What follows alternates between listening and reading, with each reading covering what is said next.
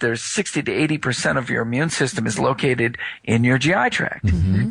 And you have all this mercury bathing your GI tract, and that's affecting the expression of your immune system. And in fact, the cells that are responsible for looking into your digestive tract and modulating your immune system to decide what to react to and what not to react to, those are very dependent on having a certain glutathione level. And one of the things that mercury does is deplete your glutathione levels. And there's very good data on when you deplete those cells, these are called antigen-presenting cells, and you deplete them in glutathione, they switch into an allergic mode. So your immune system is trying to balance between what's called innate immunity when you're killing things. You're controlling what lives in you. You're controlling what bacteria, what funguses, what viruses live in you, and that's called innate immunity. Acquired immunity is your allergic side. So something comes in and you're not sure what to do with it, so you sort of cover it in all these antibodies and try to, push it out of the way. And what happens in this disease state is that you move into this allergic reactivity all the time, and you become allergic to foods that you shouldn't be allergic to.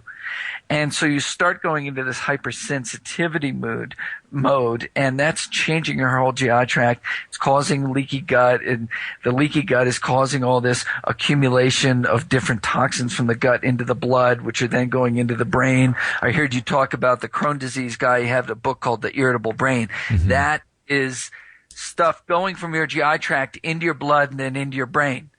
Basically, the crap from your GI tract is going into your brain and causing a lot of different issues.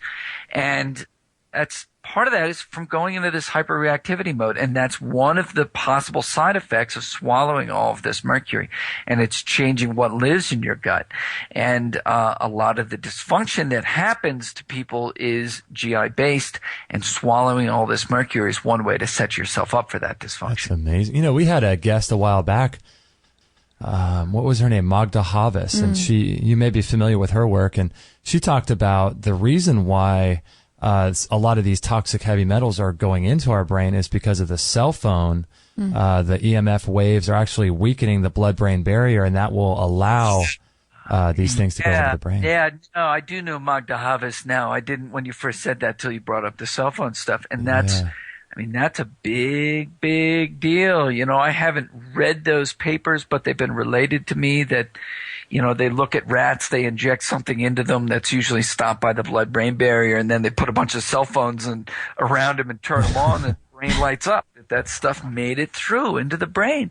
You look at all of this neurological dysfunction. The biggest movement in treating autism now, or from the hearsay, this is the biggest activity, is just shielding the kids' rooms from all the EMF waves. And they're finding a lot of this neuroinflammation calming down, because neuroinflammation is just a massive deal. And that can be anxiety, but it can just be brain fog. And the mercury plays right into that, because a lot of this, there's a neurotransmitter balance, a yin and yang in your brain, and the main balance is between GABA and glutamate. And GABA is your sort of Zen Buddha neurotransmitter, keeps you calm, and glutamate wakes you up, stimulates you to run away from danger, to pick up information you need to pick up, to do the things you need to do right when you need to do them. But when that gets hyperstimulated, you become anxious, but there's also these free radical cascades that come out of that. So you have oxidative stress that comes out of that. And when your defenses can no longer defend against that, you get brain fog. You get this, you have this mix of irritability, anxiety, and depression, and failure to concentrate. And that's all coming off the glutamate receptors. And guess what exhibits a toxic effect on the glutamate receptors? But mercury.